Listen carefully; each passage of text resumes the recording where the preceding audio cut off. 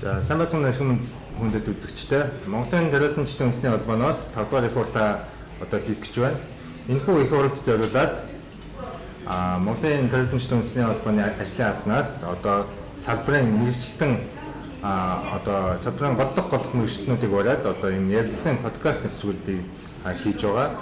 Энэ удаа бид нар болохоор одоо манай гац дарааллын үйлдвэрлэлийн хамгийн ахмад одоо зүтгэлтнүүдийн нэг даваад орж байгаатай одоо ярилцаад энд Монгол Улсын их сургуулийн экологийн боловсролын төвд хүрэлцэн байна. Тэгээ сайн байна уу та? Сайхан орж гин үү? Би тэнгээд анги байна уу? Үгүй өнөөдөр гайгүй л биш. Гайгүй л байна тий. Ковид мод гайгүй. Үгүй тийм тусаагүй л байж. Тариалан ч юм чи одоо барагдтал тусахгүй л байна. Яг одоо бид нас хаагасаа одоо тариалан бол явган их явсны манд бид шийдэг. Тэрнийхээ өвчин таргалж үзээлдэггүй. Өвчин зовлон харьцангуй гайгүй байдгийн болоод гэж бодож байгаа шүү дээ. Энэ нангаас одоо сайхан тийм шүү хэлгээгүй. Өөрийнхөө шүттэй байж гол хүчил гэж бодож байна. Тэгэхээр өнөөдөр бид тантай ярилцах сэдэв бол энэ манай Монголын газар тариалангийн үйлдвэрлэлийг те хэрхэн яаж тогтвортой одоо үргэлжлүүлж ирээдүйд энэ 5-10 жил ойрын ирээдүйдээ бид нар цааш нь ямар арга зам алхмуудыг хийж одоо энэ үйлдвэрлэлээ тогтвортой авч явах вэ гэдэг талаар ярих чинь. Ерөнхийдөө энэ системийн тогтвортой байдлыг ерөнхийдөө энэ нэвтрүүлэгт орж байгаа хүмүүс маань ярьж байна. Тэгэхээр энэ салбарын систем тогтвортой байх хамгийн үндсээр нь болохоор энэ хууль эрх зүйн орчин байдаг юм байна. Та энэ чиглэлээр бол олон жил ажилласан хүн тийм. Тэгэхээр таньнаас бол энэ чиглэлийн одоо мэдээлэл авах сонирхолтой. Та тэгэхээр биднэрт хамгийн түрүүнд энэ Монголын газар тариалан өнөөдөр ямар хууль эрх зүйн хүрээнд зохицуулагдж байна те тэр бүхэн одоо анх яаж гарч ирсэн талаар ярихгүй юу? Тэр яг нэг 92 онд л одоо анхан одоо зах зээлд Монгол улс шилжиж эхэлж байхад л өдөөж хамдалцаад ирсэн.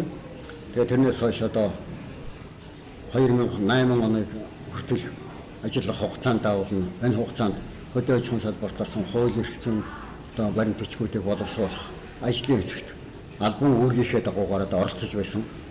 Тийм учраас одоо эхний үед одоо боловсруулсан бүх хууль тогтоол бодлогын баримт бичгүүдийн төсөл нормыг бол одоо гардаж хариуцж байсан юм байна гэл дээ. Тэгээ өнөөдрийн байдлаар бол яг хөө манай газар тариалангийн салбар тариалангийн тухай хуультай. Тэгээд таримл ургамлын үр сортын тухай хуультай. Химийн ургамал хамгааллын тухай хуультай, таримл ургамал хамгаалах тухай хуультай. Тэгээд химийн хортуулан аюултай бодисуудыг энэ тухай хууль манайх бас одоо хамрагддаг. Газрын тухай хууль бол манай асуудалтай бас холбогддог. Усны тухай хууль манайтай холбогддог. Одоо ийм 7-8 одоо суур хуулиудаар манайх шууд холбогддог. 3-4 удаа төрөлдсөн хуультай. Тэгээд цаашдаа бол биднээс энэ хуулиудыг боловсронгуй болгохоос гадна ахаад хэд хэдэн шинэ хууль бидэнд хэрэгтэй болчиход байгаа юм. За. Тэгээ сая одоо 2021 онд энэ шинэ засгийн газар байгуулагдахтаа энэхээ дараагаар 2024 оны хүртэл Монгол улсын хууль тогтоомжийг боловсронгуй болгох тухай тогтоолын төсөл гарсан байгаа 12 тогтоол баталсан байгаа 12 дугаар тогтоол. Тэрэн дээр бол манайд хамааралтай 10 орчим хуулинд нэмэлт өөрчлөлт оруулах үндсэндээ 2 хуулийг шинээр боловсруулахаар юунд бодлогын баримт тусгагдаад батлагдсан байна. Тий. Тэгээ өнөөдрийн байдлаар бол бидэнд хамгийн одоо нэг тулгамдж байгаа асуудал бол бид чинь одоо нэг талаас уур амьсгалын хувьд бол их эрсдэлтэй нөхцөл байгаа. Хоёрдугаарт одоо цар тахал. Гурав дахь нь одоо Оросын холбооны улс тэгээд Европын улсуудтай одоо улс төрийн хувьд зөрчлийн хувьд бол томоохон зөрчилтэй байгаа учраас манай одоо гол нийлүүлэгчийн нэг ийм одоо эрсдэлд орж байгаа учраас бидэнд ахаад шинэ нөхцөл бий байдаг. Ийм одоо гурван талын эрсдэлтэй нөхцөлд биднээс газар тариалгынхаа үйлдвэрлэлийг яаж авч явах вэ гэдэг асуудал бидэнд бол одоо нэн дөрөө одоо шийдэх асуудал болчиход байна. Тийм. Энэ бол зөвхөн одоо нөө маргадар энэ дайн дуусахтаа хэвээрээ болчихно гэсэн асуудал биш. Ер нь л биднээс нэг үе бид даяар шил гэж ярьж байсан. Тийм ээ. Одоо дэлхийн улс орнууд бол харилцан хамааралтай танайд байгаа юм манайд байгаа тайлбар манайд байгаа юм танайд байгаа тайлбар харилцан одоо мэдээлэл бүх юмас солилцож хамтарч амьдрна гэж байсан бол одоо энэ бүгд энэ цар тахал тэгээд дээр нь улс төрийн нөхцөл байдлаас болоод улс орн бүгд боломжийнхаа хэрээр бие даахаас арга. Боломжийнхаа хэрээр бие даахаас арга болсон байна. Тэгээ ийм учраас биднээс бол яг хөвгтөр Монгол улсад хэдний ээлжинд бол яг хөвгтөр биднээс даатгалын хууль хэрэгтэй байна. Манай тариалангийн салбар даатгалгүй. Тэр яг сайн дурын даатгалаар даатгуулах даатгуулна. Гэхдээ одоо хөдөөж хүн салбарыг бол даатгах дуртай. тийм даатгалын байгууллагууд дэлхийн улс орнд бол бараг байдаггүй. Нөгөө нь одоо 40 гаруй орнуудаар явсан. Тэгэхэд очихдоо би ямар одоо өөр юм хийх биш. Мэргэжлийн талаар одоо юу вэ нүүд сургалж явдаг хүн.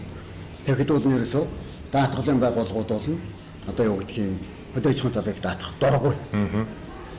За дуртай болгодог ганцхан одоо асуудал байдаг. Тэрний гүйцэтгэлийн хөвгтөр даатгалын байгууллагуудыг арилжааны банктай холбож өгдөг. Тэгээд тариалж хөдөө аж ахуйн салбартайгаа холбдог. За тэд нь яадаг гэхээр хөвгтөр арилжааны банкнаас зээл авахтаа танах даатгуулаг бол бид зээхгүй. Эрсдэлтэй. Даатгалын байгууллагуудаар нөхдөр даатгаж болно. Танахаа гамшиг болоогүй бол ургац доктортой тэдэн центнер хугацаанд гэж батлах юм юу вэ? Мэргэжлийн байгууллагаар дүгүүлэлт гаргуулна. Манай итгэмжлэгдсэн, манай одоо даатгалын байгууллагын итгэмжлэгдсэн тийм байгууллага хэрэгтэй. Тийм байгууллагаар тодорхойлт гаргуулад ирэх юм бол би даатгана гэдэг.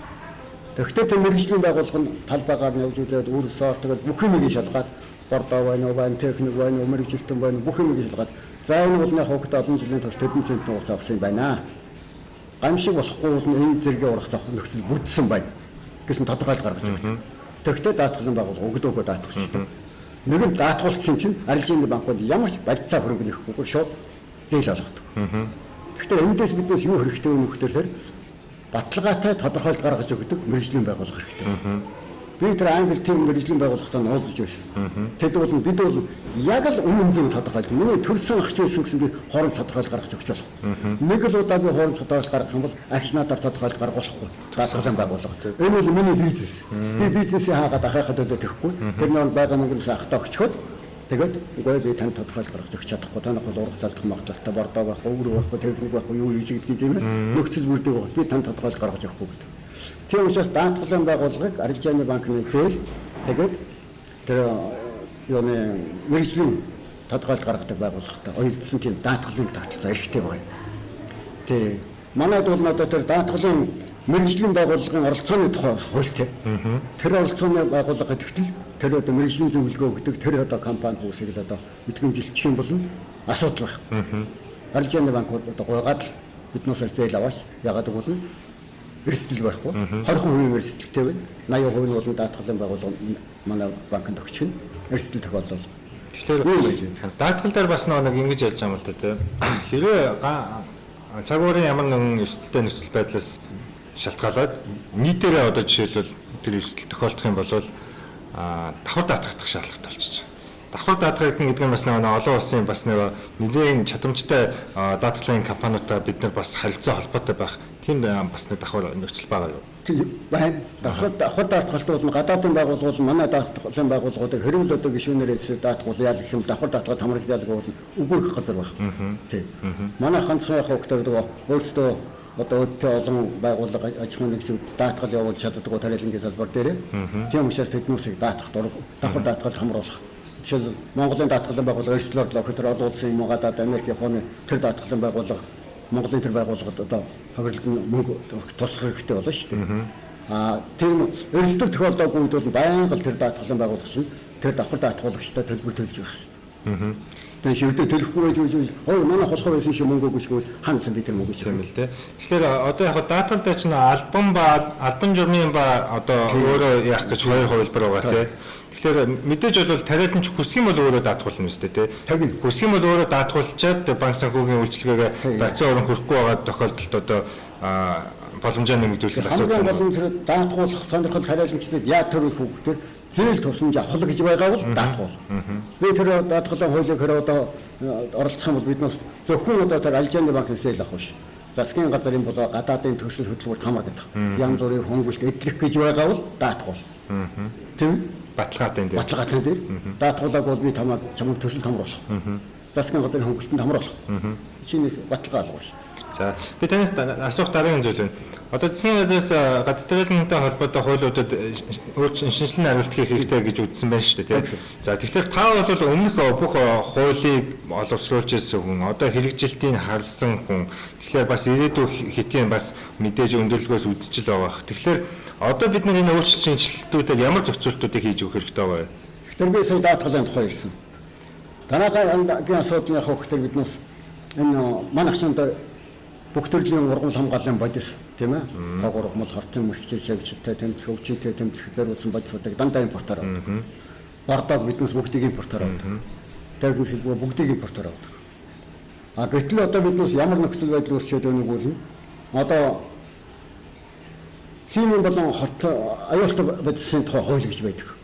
Тэр хуулийн дагуугаар бордоо импортоор оруулж ирэхийн тулд биднес өнсөд аж ахуйн хөнгөлөлтөөр яам, эрүүл мэндийн яам, байгаль орчны яам гэсэн 3 яамны одоо хамтарсан сайдын тушаалаар оруулж ирэх химийн бодисын хэмжээг тогтоод. Тэгээд түүнийг хэрэглэх, зарцуулах, тайлбарлахыг нь эргээд тэдэндээ өгнө. Энэ бол манай тариаланчид маш хүнд гоох. Маш хүнд төвхтэй. Тэгээ би бол одоо энэ хуулинд ямар одоо өөрчлөлт оруулмаар байгаа вэ гэхээр нэгэнт адилхан яам шүү дээ. Тэр эрүүл мэндийн яам, тэр байгаль орчны яам чинь агрономч мэргэжилтэй хүн байхгүй, газар тариалангийн хүн байхгүй. Манай яамнаас та 1000 тонн бордоор уулах хэрэгтэй байна л гэхдээ тэгээгээл хамтарсан сайдын чинь гарч уулах биш. Чиний төрсөн бол хортой очиад оруулахгүй гэж хэлэх юм байхгүй ш. Яг тэд мэдэхгүй юм чинь. За яам нэгэд яам оруулж ирж байгаа юм тэгээл гэж хэлдэг байж таараа мэдээж. Нэгэн тийм юм чинь тэр олон яамаар дамжуулж биеиндээ чирэгдэл учруулах ямар хараг байна. Цаг хугацаа юм хэрэгтэй. Адилхан л одоо төрийн яамд шүү дээ.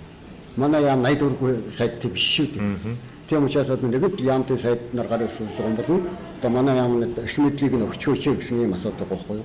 Одоо тэр 2024 он хүртэл энэ хуулинд өөрчлөлт оруулахдаа тагнуулын байгууллагын оролцоог нэмэгдүүлнэ гэсэн байгаа юм. Одоо нэмэгдэх нь л дээ. Тийм ээ. Тагнуулын байгууллага, эрүүл мэндийн яам, тэгээд боловсролын байгаль орчны яам, манай яам гэдэг 4 газрын хамтарсан тушаалаар одоо гарах юм уу яах юм одоо. Нөгөө төрийн оролцоог багасгаж нэг чөлөөтэй болгохын оронд дахиж нэмж биеиндээ итгэхгүй байгаа. Даваад ирж байгааг итгэхгүй гэж болно. Тэр үл ярих юм аа тийм ээ. Иргэн даваад ирж ашиг олохын тулд юу ч хийж юм. Гэтэл төрийн сайд шүү дээ. Яамны сайд шүү. Гэхдээ тэрэндээ итгэхгүй юм бол болилдоо тэр найдваргүй сайд болилдоо тэгвэл. Тэр найдвартай сайд тавиад тэгээд тэрэнд хариуцуулахгүй юу. Адилхан яам байж заавал одоо манай яамд ашиг хяналт тавина. Мэргэжлийн газар хэлцтэй үйл ярих юм аа. Тэдний яам ер нь яаж ч юм бэ? Манай тэр газар тариалангийн хэлцээхэн манай эрүүл мэндийн яамны тэрийг очиж шалгах. Манай байгаль орчны яамны газар тариалангийн мэргэжлүүд очиж тэрийг шалгах гэж хэлж байна. Тийм хүн нэгч байхгүй гэж. Тэгээ манайх одоо тийм бордоо оруулж ирэх гэхээр одоо үгүй гэж хэлэх газаргүй шүү. Тийм. Нэгэнт одоо хариуцсан яам байгаа юм бол яамны сайдад нь хариуцуулах хэрэгтэй гэж би бодоод байна. Тэгээ ер нь бол тусгай ургийн байгууллагууд чинь манайд ч үндсэн хуулиараа бол гадаад ажиллагаа явуулахаас биш дотоод ажиллагаа явуулах хэсгүй өстэй.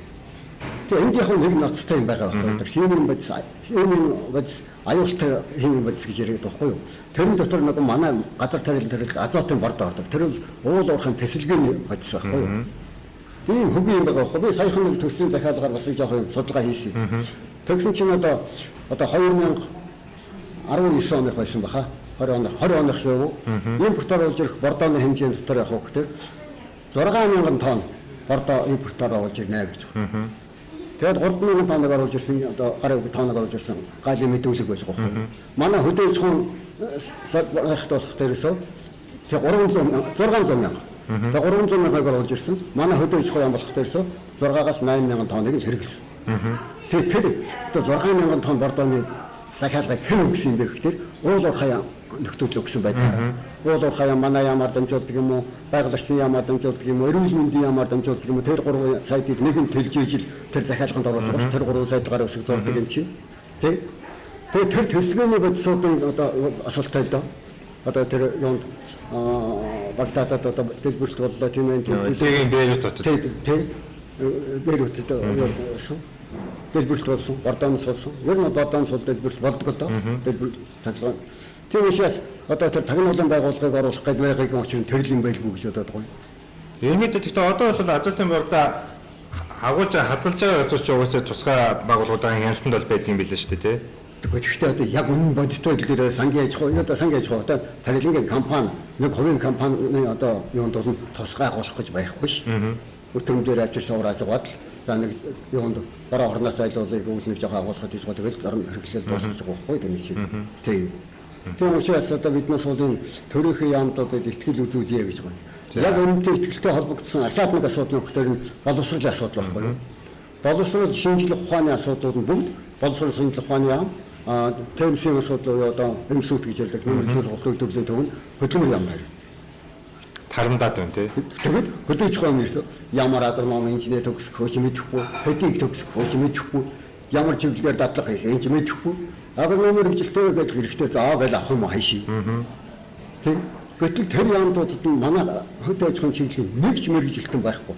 Тэгээд 2008 он хүртэл одоо би өөрөө мэдэн тэрээс одоо эрдэмтдийн ажлын захиалагч нь шинэ ухаан боловсролын яамд хөдөө аж ахуйн яам хэлцээд за ийм судалгааны захиалга өгье. Тэднээс нь тендер зарлж авдаг гэдэг ийм бүгдэг байсан байхгүй. Тэрнээсээ одоо юу нэг чинь манай яам харьяа байсан шүү дээ. Бүгдэг өөр яамд. Тэр яамд одоо тийм мэрэгжлийн хүн байна уу одоо хөдөө аж ахуйн мэрэгжлийн хүн байна уу нэг ч байхгүй. Боловсролын яамд ч байхгүй. Нөгөө хөдөлмөрийн гол яамд ч байхгүй. Тэгээд яа тэднээс одоо тэр мэрэгжлийн бэлтгэдэг юм бүү. Даваад жоныг нэгэнт одоо тэр яам нь итгэлтэй байгаа юм бол манай яам тийм итгэлгүй юм уу? Салбарынхаа бодлогыг хариуцах 80 дуурайгүй. Мэргэжилт нь эвлэх 80 дуурайгүй. Шинжлэх ухааны асуудлыг хариуцах 80 дуурайгүй. Муу яам байж таарна. Нөгөө төрөл нь хамаагүй илүү. Яах тэр тэгдэг вэ? Би өөр гайхаад байгаа байхгүй. Нийгэм тодорхойлж өгсөн л да. Одоо ингээд бид нар олон салбарын мэргэжилтнүүдтэй ингээд ярихлаа. Ерөөсөө газар тариалангийн хөгжил тэр оргил үедээ хүрчээсэн 80-ад оны дүр зургийг ингээд хүмүүс аягүй тодорхойлж хэлдэг те. Тэгэхээр тэр оргил үедээ хүрчээсэн нэг шалтгаан чинь суур шалтгаан болохоор энэ боловсон хүчний одоо төлөвлөлт, илгээлт, тогтвортой байдал гэдэг зүйлс чих сайн байсан байна л да тий. Тэгэхээр одоо нөгөө нэг та хэлээд шүү дээ. Яамн дээр хөдөө аж ахуйн яамн дээр салбар хариуцсан яамн дээр эдгээр гол одоо боловсон хүчний бэлддэг зүйлс маань хамаарахгүй байхлаа чи нөгөө нэг бид цаашаа тогтвортой байдлаа алдагдаад байна л гэсэн үг үү? Тий яг дээр үе чинь одоо сангийн аж ахуйн тэрэм комод ихтэй сургуулиуд нөгөө тэмсүүдэд суралцж байгаа хүмүүс чинь дандаа сангийн аж ахуйн нэгдлийн тариалан дээр нь очиж, мал аж ахуй дээр нь очиж, жимс цэцэрлэгээ дээр нь очиж дадлага хийдэг байсан. Тэр ч дадлага хийдэг. Тэр ч хэрэгжилж байгаа техникийн иж бүрэн задаргаанууд нь хөдөө аж ахуйн дэд сургуулийн инженерийн факультетэнд байдаг. За, СК-д 5 компаниудад ийм ангиас үүд нь ингэж тохируулна, ингэж өдрүүд ингэж засна гэж бүгдийг зааж байна. Гэтэл одоо бол тийм байх. Одоо манай энэ сургалтын байгууллагуудын та нар одоо нэг ярилцлаган дээр үзэх хэрэгтэй. Ямар техник дээр инженерүүдийг бэлдэж байна. Тийм ээ. Ямар одоо материалын бааз дээр манай эрдэм шинжилгээний хөрөлөнгүүд ажиллаж байна. Гэтэл манай томоохон компаниуд бол дэлхийн баг бүх трактор компаниуд байна шүү дээ. Тэгэд манай дархны эрдэм шинжилгээний гол хүрээлэн шүү дээ. Газар тариалан хамгийн том хүрээлэн. Тэгэд тэр чинь бол нөгөө л дээрийн социализм үеийн хэдэн трактор компани. Хоцрогдсон. Компаниудаас үйлдвэрлэлээс хоцрогдсон биш. Сургалтын байгууллагад маань хоцрогдсон. Эрдэм шинжилгээний байгууллагууд хоцрогдсон. Тэмсүүд маань хоцрогдсон. Тийм техник тохиолдолтой бид сургалт явуулаад байна. Тийм учраас биднээс одоо юуны асуудлыг нэг мөр болохгүй болохгүй нэ. Тийм. Хэдийгээр бид өөрсдөө трактор компани үйлдвэрлэдэггүй ч гэсэн төрийн бодлогондоо бид тэр улсын тийм маркетинг техникийг бид илүү тийм юмар мэргэжилтнээ бэлдэнэ. Тариалангийн компани одоо захирал та хамаагүй Францаас трактор оруулж ирж болно. Харин манай инженерийг тэрийг засч чадахгүй, тохируулж чадахгүй гэж битгий зэмлээрээ. Манай төрийн бодлогод Францын трактор байхгүй, компани байхгүй. Бид бол Америкийн, Канадын ч гэдэг хүмүүсүүд нь одоо Оросын хятадын техник дээр одоо дадлага туршлага хийсэн хүмүүсүүд энийг мэдэхгүй бол биднээс муу мэргэжилтэн үлдсэн байна гэж хэлж болно. Манай тариалангийн онцлог тохирсон техникүүдээ энэ чинь бид тогтоож байна шүү дээ. Хоёр асуудал бид шийдэх хэрэгтэй гаднаас техник авах. Нэгдүгээр манай тохирохгүй. Хоёр дахь хамгийн гол асуудал нь сэлбэг тоног тохируулгын асуудлаар тэр байгууллага хариуцахгүй. Францаас юм уу Италиас нэг тракторуудад ирчдэг. Сэлбэг нь байдаг. За нэг бүтэлгүй трактор доош явуулгаад цааш нь бичил. Сэлбэг нь би Италиас захиалж авчих гэсэн тарих хуралт дуусна. Тарих дуусна. Тэгэхээр нэгэн төлөө биднээс гаднаас авчих бол тэрний сэлбэг хэрэгсэл Монголд байх хэрэгтэй. Тохируулдаг мэргэжилтнүүдийг нь тэр чиг авчрах хэрэгтэй. Өөрсдийнхөө дадлагад сургах хэрэгтэй. Тийм бодлогоор зохицуулахгүй юм бол байл ертөнцийн бүх тракторуудыг авчирчаал тэгэл одоо ажилдаасаа давуулаад хэрэггүй байхгүй. За дараагийн хууль эрхцэн шинжилтээр ямар асуудал байна вэ? Одоо байгаа тариалангийн тухай хууль бий. Тэгээ 2016 онд шийдлэгдсэн 1999 онд одоо анх юу байсан. Тэгээ шинжлэх төслийнхээ онд бол би оролцоогүй, батлагдах нь бол байсан. Тэгэд одоогийн 2024 он хүртэлх тэр жагсаалтанд туулан тариалангийн тухай хуулинд нэмэлт өөрчлөлт оруулнаа. Тариалангийн талбайг хашааж болох асуудлыг оруулах гэсэн. Тийм одоо их хурлын тогтоол гарсан байна. Энэ үл зөвөө. Үнэхээр одоо тариалангийн талбайг хашааж болох хэрэгтэй. Тэгэхгүй болохтой биднээс одоо мал аж ахуйн манай чинь бэлчээрийн мал аж ахуйтай. Малын тариалан руугаа орчод ингээд сүйтгэхэд болдог бай. Тийм учраас хашааж болно. Энэ асуудлыг бид дэмжиж байгаа. Гэхдээ энэ 2016 онд нэмэлт өөрчлөлт оруулахдаа нэг өнгөө заалт оруулсан байхгүй юу? Мэргэжлийн хүмүүсүүд биш юм хүмүүсүүд оруулсан шиг юм да. Тариалангийн талбай эргэн тойронд 100 м газар өргөлт ашиглалтын зурвастай байна гэж. Тэгэхээр жишээл трактор ингэж явж байгаад энэ чинь талбайгаа дуусахдаа талбайгаа гадна гарч ирээд буцаад талбай руу орох юм байна л дээ. Гэтэл агрономийн шинжилгээ ухаан тийм байдаггүй. Бүх трактор компани талбай дотроо эргэж явах хэрэгтэй. Талбайн гадна талд эргэлт тойролт хийдэггүй. Тийм. Энэс болоод ямар асуудал гарсан гол одоо надтай зарим хүмүүсүүд утсаар ярьж байлээ. Одоонос. За даваадарч одоо ийм хууль гарцсан чинь манай нэг газрын албаны зөвлөлт чинь надаас одоо нэг гагийн оронд 6 газрын талбай төлбөр нөхөж байна. Тэгээ яаж юм гэсэн чинь хуулийн дээр явах хөтер эргэн тойрон 100 м газар эргэлтээр шилтэн зурвастай байна. Тэр нь бол тариалангийн талбай ашиглаж байгаа газарт хамааргадна гэж заасан юм байна. Тэгэхээр би нэг газартаа хүн чинь 6 газрынхаа болоод 5 газрын илүү төлбөр төлөх болоод байна. Төглөгүй яах вэ? Би төлөх ёстой гэсэн. Чи нэг трактор компани чинь талбайхаа газар гэж гол юм бол төлөх ёстой шүү дээ. Тэр учраас энийг бол хасах хэрэгтэй. Энэ гадаадын хүн өндөр уншаад муухай шүү дээ. Монголчууд одоо тарихынхаа талбайн гадна талбай дээр л эргэлт тойролт хийдэг гэдэг ямар бүдүүлэг асуудаг гэж бодож байгаа байлгүй. 100 газартай байхын тулд хүн бүд болгоны хөвгтөр 140 хэдэн газрын одоо төлбөр төлөх болж байгаа. Нөгөө 40 хэдэн газар нэргэн тойронгийнх нь эргэлт ашиглалтын талбай ийм болчих байгаа. Тийм учраас энэ хоёр заалтыг нь бол хасхаас орох байхгүй. Тэгээд одоо тэр хашаажуулах асуудлаагаа хий. Тэгээд одоо тариалангийн талбайг зүй зохистой ашиглахлаар бол хэд хэдэн заалтууд нэмэх шаардлагатай байгаа юм да. Тариалангийн хуулийн тухай хууль болно. Энэ хашаажуулах гэсэн дээр энэ дээр нэг юм тодруулах гэсэн юм аа. За манай Монгол орны бодлол ерөөсөн нийт газрын нутгийн 5-6% ой эзэлж байгаа. Гэтэл газар тариалангийн талбайг хашаалахад бол ихэвчлэн шургааг ашиглаж байна. Маш их одоо модыг тэнд ашиглаж байна. Гэтэл мод гэдэг чинь өөрөө ерөөсөн модон шургаагч 3-5 жилийн л настай эзэн байна. Тэгэхээр энэ дээр бол хуулийн тусгай зохицуулалт оруулж ирж эсвэл журмаараа ч юм уу зохицуулахгүй бол энэ ялангуяа ойтой энэ булган сэлэнгийн бүс нутагт бол тэр шонгийг бол хайрнааргүй их хэрэгэлдэг асуудал их байна. Тэгээ энэ бол одоо юу гэдгийг сая нэг тэрбум модны тухай асуудал ярихад бол мэрэгчлэлтний хувьд бол бид нөх хоорондоо ярьдаг байхгүй юу. За үүнээс хойш бол ерөөсөө болж игэл түлээд. Тэгээд энэ хашаа сарвчид мод хэрэглэхэ болёо. За одоо мэдээж хэрэг банк дүнз одоо байшин барилга горих шиг юм одоо тийм их хэрэгж болно. Бусад тохиолдолд одоо тэр одоо хэрэглээний бус гэж ярьдаг зах банк тэр гэсэн мөчрнүүд байдаг тийм ээ. Тэгээд модны одоо хамгийн доод язаарыг бол бохын сууд гэж ярьдаг байхгүй юу? Одоо энэ бохын суудаг бол үйлдвэр хэрэглэдэг үү? Тэр хэсэгт болдоос гэдэг юм. Оройгийн бас нарийнхан учраас хэлэхгүй. Тэднээс чинь бүгдийг тойромдод өнөөдрийн энэ чинь бол энэ остол чинь дандаа тийм одоо юу шахмалаар хийж байгаа юм. Тийм юм хэрэг. Тийм учраас банк дүнзэг одоо төлөөнд мод хэрэглэхэ болий. Тэрнийг бол одоо өөр юм хэрэглэе гэсэн ийм одоо бодлого байхгүй юу. Тийм асуудал ярьж байна. Хоёрдугаар нь бол энэ цэцэрлэгжүүлэлт ойж болох асуудлыг бол биднээс нийт одоо тэр тэрбум модны чинь ядч нь 30% жимсний мод байх. Ядч шүү. Болдог бол 50-60% ч байсан. Жимсний мод бол адилхан л одоо хүчил төрөгчийг ялгаруулдаг. Нүүрс хүчлийн хийг шингээдэг өдрийн цагт шинэ цагтаа эсрэг одоо буцаагаад хүчил төрөгчийг ашиглаад нүүрс хүчлийн ялгаруулдаг.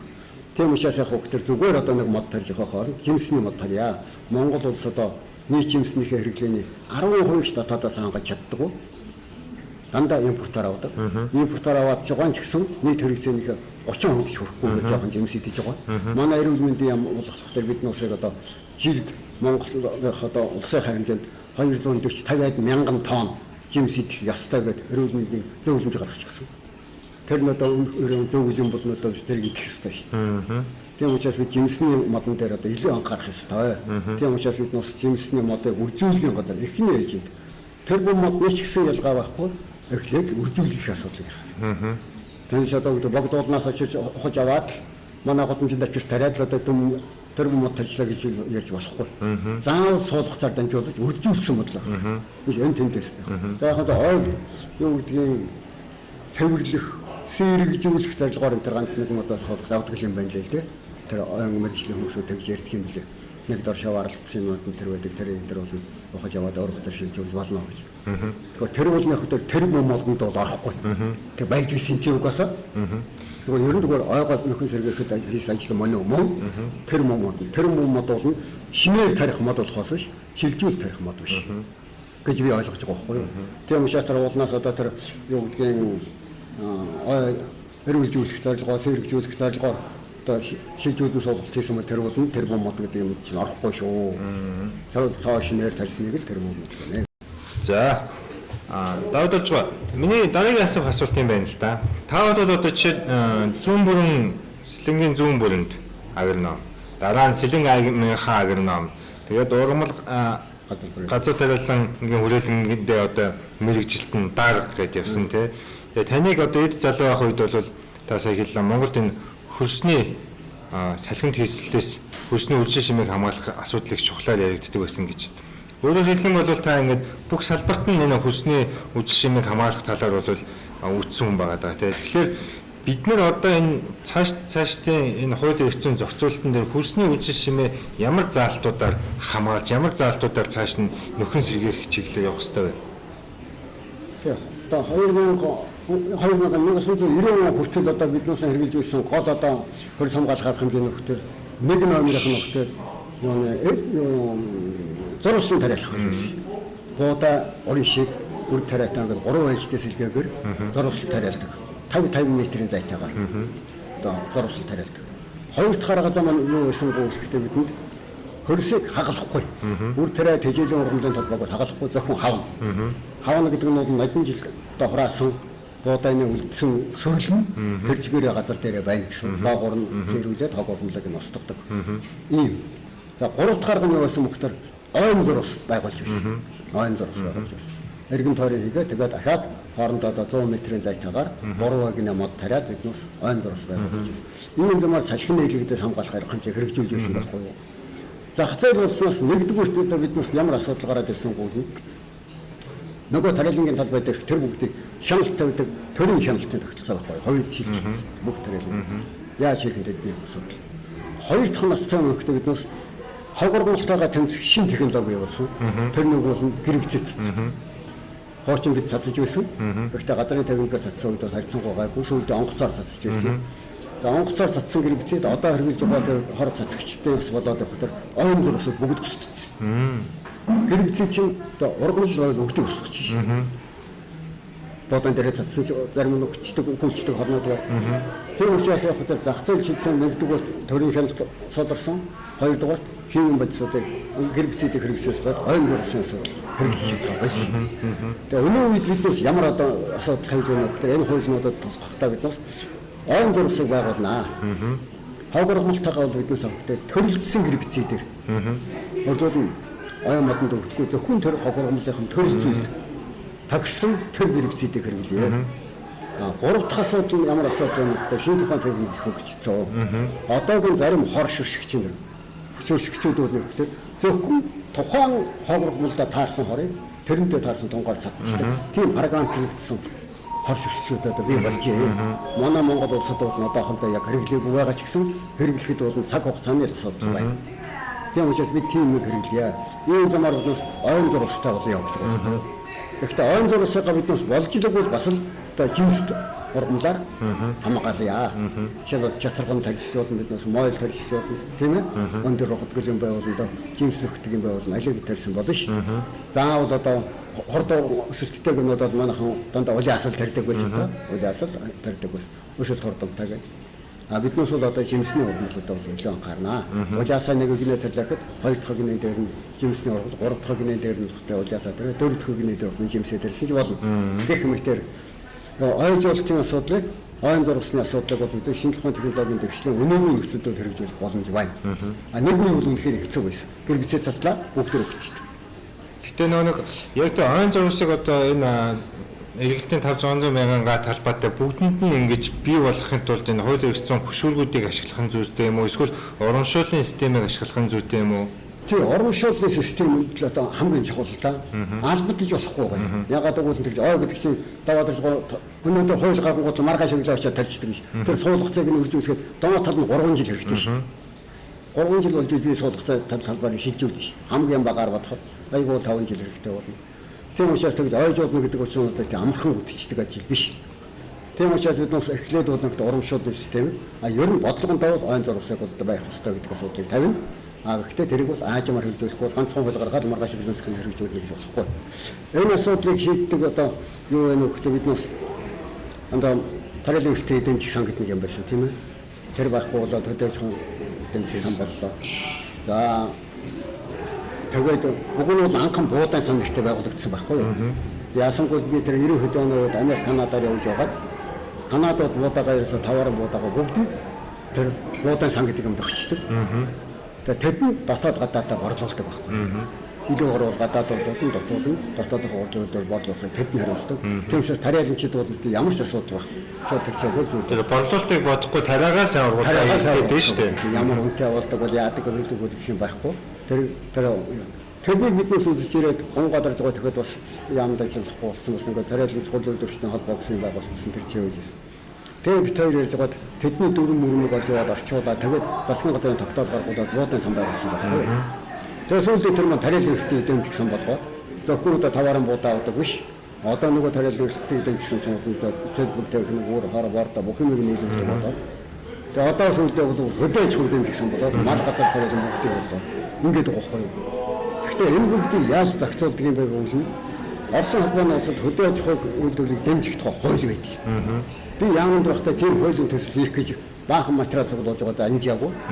Тэгээд тийм учраас хөдөө аж ахуйг дэмжих тухай хууль хэрэгтэй байна. Тэр хуулийнхаа хүрээнд яг хөөхтэй тэр одоо бордоо гэрвцээ техникээр яаж дэмжлэг үзүүлэх яах вэ бүгдийг тэр хуулиндаа тусгах юм бол тэр бол нэг засгийн газар юм уу нэг сайдын одоо санаачлагын асуудал биш болоод хуулиа заавал хэрэгжүүлдэг. Холбогдох шаардлагатай юмнуудад бүгд төсөвтэй тусгагддаг болчихно. Тийм учраас хөдөө аж ахуйг дэмжих тухай хууль хэрэгтэй. Сан биш хуультай байх юм. Тийм. Тэр сангийн асуудал тусдаа. Яаж хэрэгжүүлэх нь бол тусдаа авах гэдэг шүү дээ. Тэр одоо сан гэдэг чинь бол одоо мөнгөтэй холбоотой юм гэж байгаа байхгүй. Буудаан сан гэдэг бол тэр буудаа хөдөлж явах мөнгөийг тэр гаргадаг сан. Тэр техник мөнгөний бүр бордоо гэрвцээ тэр бус юмнууд чинь бол бит тусламж байдаг байхгүй. Тэр одоо зээл мэлийн хөнгөлт тэр нь бол тэр миний хэлээд байгаа хөдөө аж ахуйг дэмжих тухай хууль тэр зохицуулах тухай хуулиар зохицуулагддаг. Тэрэн дотор ямар дэмжлэг үзүүлэх үгтэйг тэр хуулиар зохицуулдаг байвал тэр засгийн газараас хамаарал болчихдог. Тэгэхээр нэг ном гараад л одоо нэг юм өөрчлөлт байхгүй болчих. Ийм боломж байгаа. Тийм учраас би ийм хуультай болоосаа гэж ингэж бодож энэ тэнтэй гэж юм ярьж явдаг юм байхгүй юу? Одоо тэгээд тариаланчдаас хамгийн их шийдвэрлэхийг хүсэж байгаа асуудал бол төрөөс буудаан үнийг тогтоож байгаа байдлыг нэг бол үргэлжлүүлэх. Нэг бол урамшууллын системийг өөрчлөх. Ер нь бол аль болох үнийг чөлөөлөх гэсэн талын асуудлууд яриад байна тий. Та энэ тал дээр ямар бодолтой байдаг юм бэ? Зүгээр яг үнийг чөлөөлнө гэдгийг яг одоо зах зээл эхлээд орж явах үед бол биднээс ерөөсөө чөлөөт эдийн засаг гэдэг бол бүх юм чинь чөлөөтэй байх хэрэгтэй. Хэрвээ зах зээл нь байдаг юм бол Америкийн бодооч танад орж ирээ зарагддаг, Францч орж ирээ зарагддаг л байх хэрэгтэй. Тэнийг хааж болохгүй. Тэгээд одоо төрчнүүд нь доктор манай хувьд бол жоохон хүнд болж байгаа байхгүй. Чөлөөт зах зээл ихтэй. Яагаад тэгж нөхд миний сайн хэлсэн 3 одоо өрсөлдөл ба шүү дээ. Уурамчлалын өөрчлөлтийн өрсөлдөл байна. Зах зээлийн өрсөлдөл гэж юм тийм ээ. Одоо өвчин тоглолтоор бодоо. 3 дахь нь одоо улс төрийн хоорондын маргаан тэмцээс болоод бидэнд нийлүүлдэг, биднээс юм авдаг улсууд маань байхгүй болчихсон байх. Тэгэхээр бид өөрсдөндөө тодорхой хэмжээний бодохгүй болчихдог. Тийм учраас биднээс энэ дотооддох асуудал бид дотооддоо боломжтой бүгд. Би тэр байтугай ийм ярьж байгаа байхгүй юу?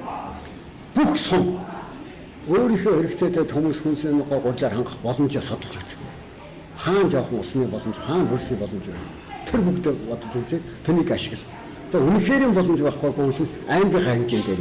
За танаас бол үнэхээр байхгүй. Тийм ээ? За тэгвэл аймгийнхаа хэмжээнд, за тэгвэл Батсан бүрч гэдэг юм уу дараа ахиухан тариулаад танай бар нуурыг хангуулъя. Аймгийн хэмжээнд.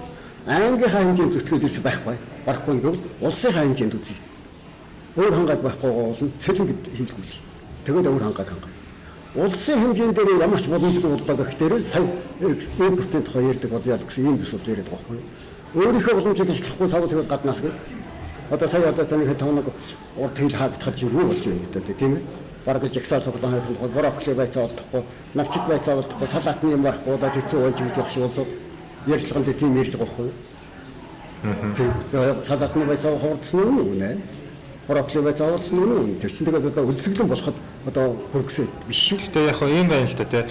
За сүүлийн 10 жилийн ингээд мэдээг харахад Монгол улс бол дандаа Улаанбаатарын хэрэгцээгээ дотроо хангасан гэдэг л тоо гардаг. Одоо ямнаас мэдээлэл өгч байгаа тий. Нэг ялангуяа өнгөрсөн жил бол хурд үнд сайтай, урт сайтай байсан учраас дотоодын хэрэгцээнээс бүтээгдэхүүн илүүдэлтэй. Тэгээ яг илүүдэлтэй байгаа бүтээгдэхүүнийг маш богино хугацаанд одоо эргэлтэнд оруулжтэй бэлэн мөнгө барьж авах нь бол тариаланчдын гол асуудал шүү дээ. Яг л үгүй чинь ард нь банк санхүүгийн үйлдэл ажилчид тэгээд энэ компани дараагийн хөгжил дэвшлийн асуудлууд байна. Тэгэхээр энэ дээр энэ боомлогдсон байдал дээр одоо энэ тариаланчид тодорхой боломжтой үедээ бол экспортлдог бай. Энэ арай ийм шилэн тодорхой бай гэж хүсч ирмэлцэх нь бол аргагүй л байх л та. Тэгэхээр та бол сая хийж дээ. Америкууд энэ бидний технологи экспортлох болохоос хөрснөхийн үйлчин шимийг экспортлохгүй гэж үздэг гэж юм тийм тэгж үзэж байгаа юм. Тэгэхээр энэ зохицуулт нь яаж явуул танихаар одоо болохоор би бол түрүүнд хэлсэн шүү дээ. Эхний ээлжинд одоо стратегийн хөлсөөр бүтээгдэхүүн бол буудаан гол тийм ээ. Тийм учраас хэрэгцээтэй хөлснийхээ буудаан ядаж нь 30-40 хүнтэй тэнцэх юм бол байнгын нөөц стратегийн нөөц байна. Энэ жил орох цавлаа одон жилийнхээ тэр стратегийн нөөцөөр гаргаж хэрэгжээд оронд нь нөгөө 100,000 тонн удаага шинээр хадгалчихсан. Ингээд эргэлтэнд оруулаад байнгын нөөц. Урах цалцсан тэрийг гаргаж ирнэ. Урахс илүүдээр гараад ирэх юм бол яг экспортод гаргах хэрэг нь нээлттэй. Гэхдээ нэг та нар сайн бодох хэрэгтэй. Ямар ч бүтээгдэхүүн мах байна уу, сүү байна уу, будаа, гуйл, төмс байна уу хүн бүгд гадагшаа экспортлдог болимоор байгаа маа. Дэлхийн тийм практик байхгүй. Экспортын эрхтэй чадвартай хэдхэн компаниар дамжуулж экспорт. Жишээлбэл одоо 90 оноо Япон улс манайд одоо Kubota трактор өгдөг байсан. Боцолтгоо тосон жаар. Kubota-гийн үйлдвэр дээр би очиж үзсэн. Асуусан ямар үнэтэй трактор? Мэд үйлдвэр гэж байна. Биднээс борлуулагч компанитайгаа л гэрээтэй. Тэд Монгол төсөө трактор төдөн сард нийлүүлнэ. Гаргаж өгөл гэдэг биднээс тэдэнтэй тогсон нэр тэдэнд өгдөг. Тэд Монгол хэдэн төгрөгөөр яаж өгөх вэ? Бидний дэвтэ хамаагүй. Тэдний захиалгад бид үйлдвэрлэж байгаа. Тийм. Цагаан будаа ялгаа байна. Цагаан будааг экспортын порталуудыг цөөхөн хэдэн компаниар дамжуулнах хойш биш. Өдөө хэрэгтэй бүгд нь 1000 тонн цагаан будаанаар хийдэг тийм үг гэж байдаг. Тийм учраас итгэмжлэгдсэн чадвартай цөөхөн компаниар дамжуулж одоо илүүдлэг гарсан тэр буудаа байдаг юм бол тэрийг экспортлж болно. Биржээрээ дамжуулна уу? Аль эсвэл тэр одоо миний хэлээд байгаа буудаан сангаараа дамжуулна уу? Канадад тэр бит пул гэж ярьдаг юм да. Буудаан дундын санг гэсэн үг байлээ. Тэр би бас эхлээд мэдэхгүй одоо энэ бит пул гэдэг энэ тэндэг склад байгаад байх юм би юу юм бэ гэдэг. Тэгсэн чинь буудаан дундын санг гэсэн. Сангийн чинь зөвхөн пул гэж хэлээд байна. Тийм. Тэр буудаан санг гэсэн үг юм байна. Тэгвэл бид тэр буудаан сангийн чинь тухай асуугаад лалаусаага 400 мөнгө нэж байгаа. Тэгэл Монгол тэр буудаан сан гэдэг юм анхан байгуулсан байхгүй юу? Одоо бол өнгөрсөн онд одоо тэр тушаа шийдвэр гараад ерөөдөө Улаанбаатарыг бол биржээр дамжуулан борлуулж энэ үн тогтоож байгаа байдлаас алгуур шилжийе гэж л одоо ус үзсэн юм шиг байна. Гэхдээ бол энэний хэрэгжилт бол нодлон жил бол сайн хангалттай байгаагүй байна. Таны бодлоор энэ биржээр одоо энэ хөдөө аж ахуйн гаралтай бүтээгдэхүүнүүдийг борлуулах одоо ингээд ямар арга хэмжээ авч явах хэрэгтэй вэ? Би бол тэр биржээр дамжуулна гэдгийг одоо үнэхээр ойлгохгүй л байна. Яагаад гэвэл тэдний өөрийнх нь склад агуулах гэж байхгүй. Тэр чи байгаа будааныхаа чанарыг мэдв. Одоо моднуусын тэр борлогдохгүй байгаа будаан гэж айл айлын одоо компани бүгдийнх нь өдрөн дээр зарим нь задгаа, зарим нь склад нь 50 тонн, 100 тонн, 30 тонн ингэ байж. Тэр бүгдийн чанарыг мэдэхгүй тийм. Очиж үзэг агуулах байхгүй. Миний ирээд байгаа тэр буудаан сангаараа дамжуулсан буудаан сан агуулгатай. Агуулгад нь бүгд стандартын шалган хангагдсан. Хангаагүй байсныг цэвэрлээд янзлаад бүгд тэнцдэг болгоцсон. Гадаад толгойд бэлэн болцсон тийм байгаа байхгүй. Тийм үнийг биржээр дамжуул дуудлага худлаагаар зарах гэж гоодлоо болж байна. Тэгээс өнөөдөр ямар ч агуулахгүй байгаа бирж хүний өтрөн дээр байгаа буудааг дуудлага худлаагаар зарах тэр чанарын талаар мэдлэг байхгүй юм. Ямар ч боломжгүй байгаа байхгүй. Тийм учраас би тэр буудаан сангаараа дамжуулж борлуулъя гэдэг асуудлыг би илүү хөдөл гаруул борлуулдаг.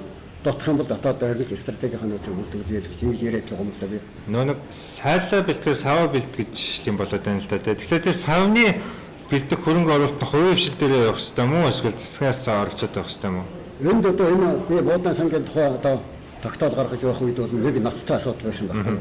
Сателлитийн үед манайх чинь хөвгтө гурилын үйлдвэрүүд нь жилийнхээ хэрэгцээтэй буудааг агуулах юунд одоо гурилын үйлдвэртэй агуулдаг гэсэн.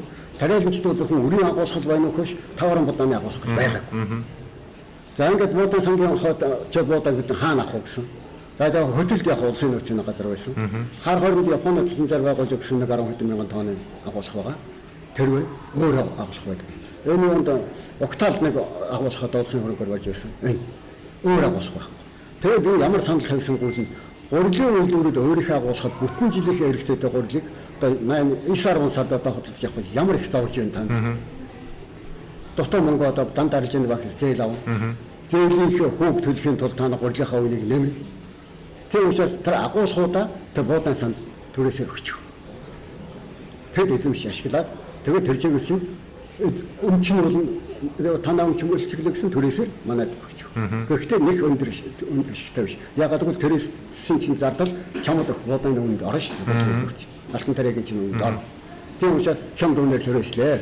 За хасуу үйлчлэгээ бид хариуцаа нэгэн ташилж байгаа юм чинь гэсэн байхгүй юу. Тэгээ болмоор энэ тавьсан. Гэтэл яасангүй нөхдөр буудаг бодолж явах мөнгө тэр үчи 90 хэдэн байгаагүй юм чанар дээр.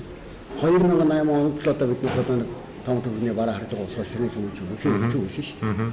Тэгээ биднээс аль аль нь хэрэгжиж чадаагүй. Тийм учраас одоогийн нөхцөлд бол яг нэгдүгээр шинээр агуулгуудыг барих хэрэгтэй. Одоо сая дордтойхон одоо маш хүнд байгаа. Ганцхан чоолсондоо гурилын үйлдвэртэй. Гэтэл нийт үр тарианых нь үйлдвэрлэлийн 70% цаана сүмбэртэй үйлдвэр. Халахгүй сан гэж. Тэр чигээс нааш 300 км зөөж нааш нь очив. Илүүгээ нааш нь Улаанбаатар очиж борлуулж шин. 1000 км. А тэгээд хэнтэй амт нэг гурилын үйлдвэр байхгүй. Өндөр хана гурилын үйлдвэр байхгүй. Ажиллахгүй улсад 20 хэдэн жил болж. Сүхбаатарын гурилын үйлдвэр байхгүй. Зүүн бүсэд ганцхан чавс. Баруун бүсэд байхгүй. Усан гурилын үйлдвэр ажиллах байсан. Ингээ баруун бүсэд. Ингээд одоо гэдгийг одоо баруун 102 өстэй гурилын үйлдвэрийг хөлцөөг уушаас биднээс Монгол улсын засгийн газар тэр чи гурилын үйлдвэр барих хоёр компаниудад зэ тусламжлал жижиг дунд үйлдвэр юу гэдгийг тэрнээс дэмжлэг үзүүлээ. Хоёр дахь хүн тэр одоо буудан сангын тариалан хөлтийг дэмжих сангын хөдөө аж ахуйн сангийнхаа харьяанд энд агуулгатай болёо. Гурилын үйлдвэрүүд гурилаа жоохон хямд байлгахын тулд гурилын үйлдвэрүүд 2 сарын дотор бүтэн жил хэрэглэх одоо 60-70 мянган тонн тариагаа худалдаж авах гэж ингэж тамаацааж явах ямар хэрэг вэ? Буудан сан бүгдийг авъя. Тэр чигээс та нар хэрэгцээтэйгээр татаж ав. Ямар ч асуудал. Тэгэхээр гурилын хямдрах боломж байхгүй. Ерөнхийдөө одоо та төрүүлсэн шүү дээ. Монгол улс дор хаяж нэгээс хоёрчлынхаа буудааны нөөцтэй байя гэх тээ. Нэгээс хоёр жил биш. Нийт хэрэгцээтэй одоо тэр бууданыхаа 30-аас 40% чадвар 50%. Тэнд илүү их хэрэггүй. Тэгэхээр чи одоо нэг 100-аас 200 мянган тонн буудааны агуулга шинээр хэрэгждэг гэсэн үг шүү дээ. Ер нь одоо байгаа нь бол одоо миний мэдээж гогоор бол нэг 50-60 мянган тонны буудааны байгаа. Одоо бол зүүн бүстэй нэг 40 мянган тонн 30 мянган тонных баруун бүстэй нэг 15-20 мянган тоннохтой болчиход бол нэлээд учир байгаа дэр нэг бодож байгаа. Одоос гол одоо нэг атрын 3 дугаар аян дуусаагүй гэж үзэж байгаа. Дуусаагүй. Ягаад гэвэл нэг атар шиг хаягдсан талбайнуудаас чинь өшөө 300 гаруй мянган хэрэглэлтэнд ороогүй. Тэг. Би одоо бүр энэ одоо бичсэн байж байгаа жишээ бол баруун бус 104 мянган гагтар тарихтын хэрэглэлтэнд ороогүй. Хаягдсан хэвээр байна. Төв бус 144 мянган гагтар байна. Зүүн бүсэд 76 мянган гагтар одоогийн тарихтын хэрэглэлтэнд ороогүй. 90 онд байснаас шүү. Дотоо. Тэгэхээр нэг юу хэрэглэгч зах зээл талаа бодож ижил нөгөө нэгэн талбаанууд эргэлтэнд орох ёстой л доо. Тэгэхээр нэгэнт одоо бид нэр зөвхөн будаан дээр одоо ингээд зах зээл асуудал шийдэгдэхгүй бол бусад харимлууд хөх тайраа, арва, гурвалжмуудаа, рапс гэл тэ бусад харимлууд дээр бас зах зээлийн асуудлыг шийдэж ижил энэ эргэлтэнд орох ёстой. Яг зөв. Нэг харимлын төрлөө нэмэгдэх хэрэгтэй. Гэхдээ чиний хэлээд байгаа тэр гурвалжмуудаач гэдэг юм уу, арваач гэдэг юм уу, эсвэл хүнсний арваа. Хүнсний авьяас, мөрдгүүртэй авьяас. Эднээс хэрэгцээ бол жоохон л доо 20-30 мянган тонны нэг биш 500 мянган тонны биш. Одоо биднээс газар тариалан үйлдвэрлэлийг одоо төлөх, нэмэгдүүлэх хамгийн том зах зээл хаав нэг бол тэжээлийн ургамал байхгүй юу? Бэлчээр доройчлоо, хөрөлцөхөө боллоо, малын тоотлогоо бэлчээрийн даацнасаа 3 дахин 2 дахин ихсэн гэж яриад байдаг. Тэгээ одоо тэрний шинж юугаар зохицуулах хэрэгтэй бол тэжээлээр зохицуул. Гэхдээ бас энэ бодит байдал дээр эн чинь жоохон өөр л багш юм байна л да. Малчид гэдэг чинь зөвхөн тэжээлээр амьдраад энэ тэжээлийг худалдаж авах гэдэг сэтгхүү байхгүй. Одоо бол баг энэ манахаас ирээд энэ тэжээлийг үнэгүй аваад очиач гэсэн зар яваадах юм биш. Тэгэхээр чинь тэрэн дээр бас жоохон очиад дутагдлаа. Тэгэхээр манайд нэг бодлого энэ зөрөө гараад байгаа байхгүй юу? Төрөө ёо мал бол төрөө хамгаалтанд нэг үндсэн хууль заасан. Энэний цаад агуулга нөхдөрөөсөө Монгол улс малтаггүй болчих болохгүй. Малын гермэн одоо сан одоо үгүй болчих болохгүй л гэсэн гол болохоос биш. Танаа хотоос нэг хоног чон гарч идэхийг төр хариуцна гэсэн үг биш шүү. Тийм үү? Зод болоо танаа цасан даруулахад болондоо төр хариуцнаа. Чидээ шараа төвчөө гэсэн үг биш шүү. Тийм учраас тэр малтай байж гол нь дутагдж байгаа тэжээлэхэд ядаж 5-10% чи өөрөө малынхаа хагасыг зарлтаач. Тэр үгээрээ 1000 малтай гэчихэд 1-5 үлдэхгүй суугаад байдаг. 100 боллоо шүү тослаараа гэдэг. Өөрөө бичиж. Тэр 1000 малынхаа 200-ыг зарлтаа. Малчид зарлахгүй юм байна л та. Тэгвэл одоо мал өгөхөөс биш яах юм. Тэгэхээр бидний ярих асуудал нь байгаад байна. Яг хоо таримлын нэр төрлийг олшруулах гэдэг нь бид нар яг зах зээл гэдэг утгаараа энэ одоо манай хамгийн том зах зээл юу вэ? Урд төрш. Урд төршөд бас энэ 10 болон бусад янз бүрийн хэрэгцээ их байт юм байна. Тэгэхээр энэ тэдний чинь бас борлуулахад нэг хүнс биш гэдэг утгаараа бас арай нөхцөл нь ч өөр ч юм уу. Тэгэхээр энэ таримлын нэр төрлөө олшруулаад тэднийг энэ гадаад зах зээл рүү гаргадаг болох чиглэл рүү бодлого ер нь яагаад явуулахгүй байгаа юм бэ? Би түрүүн хэлсэн юм одоо газар тариалмын бүтээгдэхүүнээ гарцаагүй илүүдээд авах газаргүй бол экспортод гаргах нь биш. Газар тариалмын бүтээгдэхүүн экспортод Монгол улсаа эдийн засагт нэмэр болоё гэдгийг бол би одоо агрономч хүнийхээ хувьд бол зөвшөөрдөг. Манай хөрс бол хамгийн дараа одоо ялмаг хөрс. Тэгээ Европын 3-4-5% одоо ялмагтай хөрслүүд үйлдэх юм бол манайх бол өчүүх. Тэгээ ер нь өнгөрсөн хугацаанд бол хэдхэн салхинд хийсэд их муудсан. Одоо 1.1-тэй байл гэдэг. 1.1, 4, 5, 6, 7, 8 л байна. 2% өөр газар цөөхөн, 3% тагаа бараг байхгүй. Ийм болчиход байгаа байхгүй юу? Ийм нөхцөл биднээс дотоодынхаа хэрэгцээг хангаж чадаагүй байж экспортын дэм гаргая гэдгийг би зөвшөөрдөг байхгүй юу? Яг хөө тухайн бүтээгдэхүүн нэг удаа илүү гаргавал борлуулах асуудал байж болоогүй яах вэ? Тариаланчдын хэрэг ашиг бодож үзье. Тэгэхээр би бол юу гэдэг вэ гэхээрсөө тэжээлийн нөөцийг нэгдүгээрт малчин төвшөнд бэлтнэ. Заавал нөөцтэй байна. Заавал тэр энэ жил гантай байна уу, үнэтэй байна уу хамаагүй.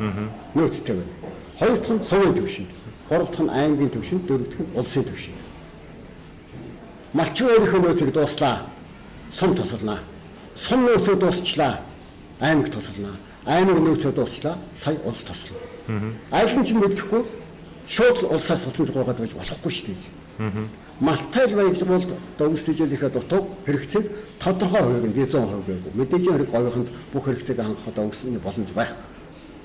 Ийм учраас би одоо ямар төсөл дээр нөх би Азийн хөгжлийн банкны малын тэжээлийн доктортой менежмент гэдэг төсөл дээр ажиллаж байгаа байхгүй. Энэ төслийн хүрээндээ биднээс одоо ямар санал болгох болж байгаа юм гэхээр ерөөсөө миний сая хэлснээр малтай иргэн бүгд өөр өөрсдөө төвшөнд өөр өөрсдөө боломжийн хэмжээнд заавал нөөцтэй байх. Заавал шүү. Ийм одоо хуулийг зохицуулт хийе. Миний хэлсэн сая одоо 5 дараалал. Малчин, сум, аймаг, улс. Дээр үед бол одоо намайг жоохон байхад бол багийн хадлан бэлддэг байсан шүү дээ. Бид нөөс шин төв зэрэг татаж аваачаад багийн хадлан дээр авчих. Багийн хадлангийн нөөцгöd хашаата модон хашаата өксөс нууцсоос байдаг юм. Тийм учраас заавал нөөцтэй болох. Тэгээ өөрөө нөөц болчихгүй гэж өөртөө ус байхгүй гэж болно. Ургадгүй гэж болно. Говийнханд тийм ээ. Хөдөлдөж авал та. Тэгээ биднээс бол дээр одоо ямар санал орж байгаа хөтөр аймагуудад өөртөөх нь хадлагын тэжээлэл бүлдүүлэх боломж муутайгаад тэр чинь хадлын тэжээлийн бөөний агуулгуудтай болгоё. Тэр мөнгийг бол дандаа улсын төсвөөс гаргахгүй. Бөөний агуулгыг сумаасаа гаргая, аймагаас гаргая, улсаасаа гаргая. Тэгээд бөөний агуулгатай болгоод жишээлбэл хадлан хадсан хүн тэр чинь бөөнд аваачаад тушаагаад мөнгөний авчих. Тэр чигээс хэрэгцээтэй үед нь борлуулж байдаг. Гэхдээ энэ дээр зах зээл дээр яг бодит байдлаа харахад сүүлийн 2 жил бол яг тэжээл тарьсан хүмүүс бол яг л борлуулалтаа хийхгүй л хийж чадахгүй л байна л да. Тэгэхээр энэ чинь нөгөө дэмэл нөгөө мөн л ялгаагүй хөрсний үжир шинг маань алдагдж байгаа л хэлбэр л явагдаад байгаа. Тэгэхээр миний хэлж гоё шүү. Тэр бөөний агуулга байхгүй, тэрийг зохицуулах юм байхгүй гэхдээ тэгэн шүү. Энэ жил цаахан жил болж байна. Өнгөрсөн жил авахгүй л гэж. Тэгэхээр би бол яг хөтөр хэлсэн шүү. Чи малтай л байгаа юм бол 10 толгой малтай ч байна уу, 1000 толгой малтай ч байна уу, малтай л байгаа бол тэрнийхээ шаардлагатай тэжээлийн ядаж 5-10%. Тэр орон нутгийн онцлогоос хамаарна. Чи 50% гэж явахад би 10%, тэр чи 5% чи заавал байлдаг. Хоёр хонтой бол нэгийг зарж байгаа ч гэсэн байлдаг. Юу ч их гараа хөнгөж сууж байгаа юм. Тэр бүгдийг улсаас авах гэдэг. Аймаг ч өгдөг, сумын ч өгдөг. Ийм байж таарах. За окей. Дараагийн асуудлыг асуух гэсэн.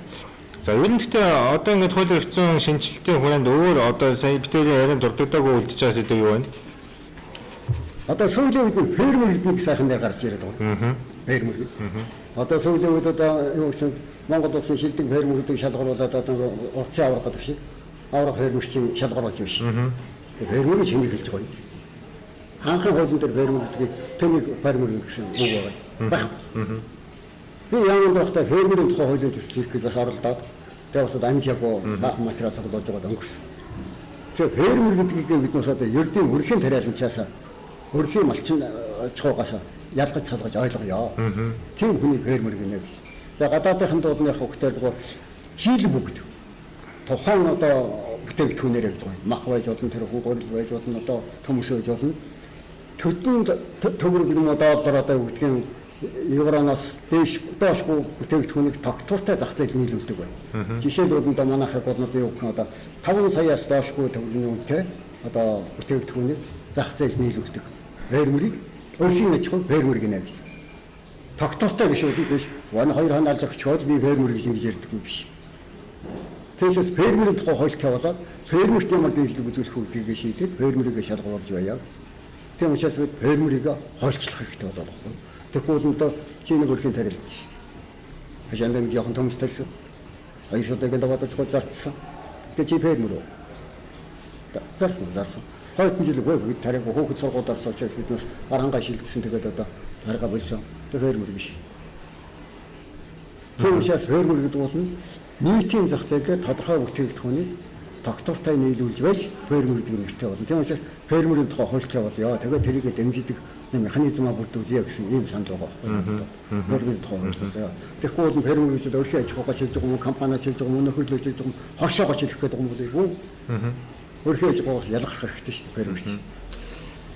Одоо тэгээд хөрсний үр шимийг эргүүлэн бид нэг тортоход нөхөхөд ямар арга хэмжээнд авах хэрэгтэй байгаа гэдэг. Одоо нэгд манай Монгол улс ч өөрөө нэлээд бордоогоо үйлдвэрлэдэг тий. Ялангуяа азотын бордоо үйлдвэрлэн гэж бодлоо ч гэсэн тэр чинь маш их хэмжээний цахилгаан шаарддаг. Одоогийн нөхцөлд бол боломжгүй байгаа. Тэгэхээр цаашдаа ямар одоо энэ хууль эрх зүйн зохицуулалтаар энэ хөрсний үр шимийг тогтвортой ингэж нөхөж явах хэрэгтэй вэ? Тэгээ агрономын шинжлэх ухаанд бол нэг 5-6 хууль байдаг л да. Тэрний нэг нь бол юу авсан хөрснөөс тэрийг буцааж авах гэж. Жишээлбэл одоо 10 центнер буудан урах тураасан энэ жил. 10 центнер буудан урахтаа хөрснөөс нэг гагас ямар бодисыг хичнээн килограмм авдаг юм бэ? Тэр шинжлэх ухаанд тодорхой байж өгдөг. Зэн тортонд байдаг. Тэрүүгээр хөгжүүлээд за энэ жил би фосфор тэдэг, каль тэдэг, кальц тэдэг, магний тэдэг нь хөрснөөс авчихсан байна. Энийг би эргүүлж өгөх ёстой. Ямар арга гарах вэ? Хоёр арга байдаг. Нэг нь ихтэй танилын сэлгээгээ таарах. Хойдон жил нь тэр чи азот фосфорыг бий болгодог ургамал тарьж болно. Нөгөөх арга нь бордоогоор бордох. Манай төлөөх одоогоор 2-3 химийн бордооны үйлдвэр байна л да. Тэгээ тэр үл дотоод үйлдвэрлэж байгаа юм биш, савлаж байгаа хин. Гаднаас авчирээд янз бүрийн пропорцоор хожоод тэгээд одоо үйлдвэрлэж байгаа улсууд байна. Тэрийг бид нэгдүгээр дэмжинэ. Хоёр дахь асуудал нь өгөхдөө биднээс органик бордооны асуудал байна. Боломж байна гэдэг. Одоо саяхан одоо нэг төсөл эхэлсэн байхаа тэрний өгөхдөө нэг хүнсний хог хаягдлаар бордоо хийнэ. Компостик тий. Компостик бол тий. Ер нь одоо гэдгийг ургамлын гаралтай зөвлөдгийн бүх хог хаягдлуудаар бол бордоо хийж болно. Тий. Амтны гаралтайгаар хийж болно. Болдог. Тэрийг бид ашиглах хэрэгтэй. За бүр ирээдүйн одоо асуудал ярих юм байна шүү дээ. Одоо ингээд дэлхийн байдал одоо ингээд нэлээд хүндрээд ирэх юм бол одоо эрдэс бордоогоо манайд өгдөг чадaltaй улс байхгүй болж мэднэ. Чадалч байлаа гэсэн өхийг нь хоригдчихж байна шүү. Оросын холбооны улсын экспортыг хоригдно. Тэднийхээс нэг ч улс одоо юм хөдөлж авч болохгүй. Тэгэх юм бол одоо манай улс одоо өгдгийн танай улсад тусламж үзүүлэхгүй олон улсын байгууллагууд одоо танай эргэж харахгүй шүү. Гэвэл бид яах вэ? Тэрхий алдаад явах хэрэгтэй бид өөрсдөө нэг юм бодох хэрэгтэй. Тэрний үйл нөхдөр манай хөсгөл чинь фосфорын их том ордог биш. Дэлхийн 3 дахь том ордог гэж ярьдаг. Тэгээ өнөө хөдөл хоёр бол ахын одоо сайн мэдэхгүй. Тэгэхээр тэрийг бид эзэмших хэрэгтэй. Эзэмших асуудлыг сателлитмын хэсгээр ярьсан зөвшөөрөв. Яасангүй л шүү дээ. Тэсэлгээний явцад хөсгөл нуурын доод тал болно. Цол чулуулаг юм байна. Гай болоод ан цав үсчих юм бол хөсгөл нуур уусаашаа. Ганц одоо дэлхийд одоо бүртгэлтэй цэнгэг усны нөөц шүү дээ. Манай цэнгэг усны нөөцийн 70% нь хөсгөл нуур гэж байна. 70% шүү дээ. 74 гэж бичсэн байсан шиг санагдаж байна сая. Нэг хөсгөлийн нэг арга хэмжээ явууллаа шүү дээ. Тэгээд тэр телевизээр тавьсан. Тэгэхээр тэрийг алдчихвал яана уу гэдэг байгаа. Гэтэл заавал тэсэлгээгээр биш зүгээр ухаад авч болно шүү дээ. Тийм ээ? Тэсэлгээгээр биш одоо ухаж авч болно. Тийм учраас биднээс одоо аргаа барсан үед бол тэр фосфорынхаа бордоо биднээс дотоод ашиглах боломж байна. Азотын бордоогоо бол биднээс яг хөтер органик бордоогоо азотын бордоо хий. Агаарын азотыг хөрсөн тишин гэдэг одоо бактерийн бордоонууд байдаг. Янз бүрийн бордоонууд. Тэрийг манайд бас бага хэмжээгээр үйлдвэрлэж байгаа. Тэрийгэ дэмжиж, эрчимжүүлээ.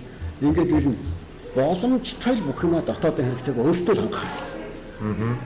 Одоо тэр агарын азотыг одоо хөрсөн таташ ингэж ерөөсө бактерийн одоо өсгөрлж байгаа хэд хэдэн болдог байна тийм.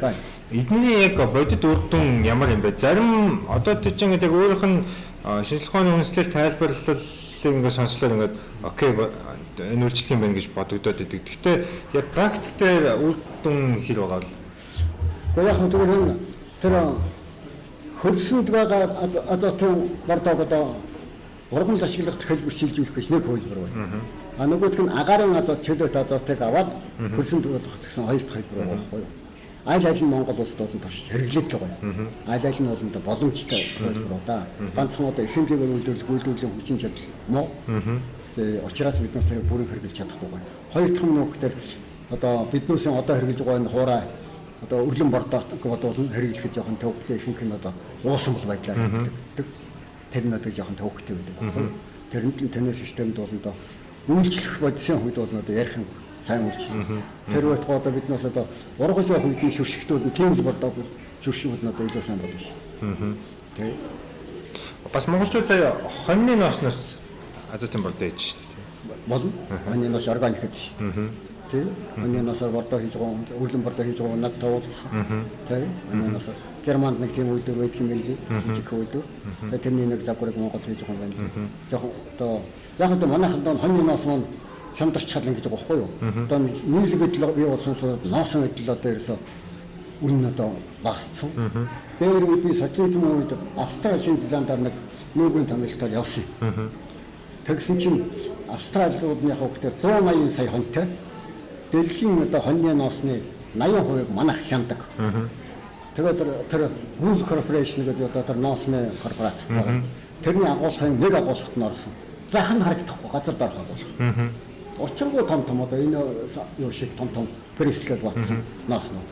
Дэлхийн зах зээлээр ноосны үн хямдраад ирүүлсэн биднээс ноосоо хотдож аваад энэ рүү хаврдлаа усгээд өсөж өсгчдэг. Хэдөөсөө дөрвөл энэ чигээс гаргаж зараад үнийг буруулчихдаг. Ингээд манайх болно.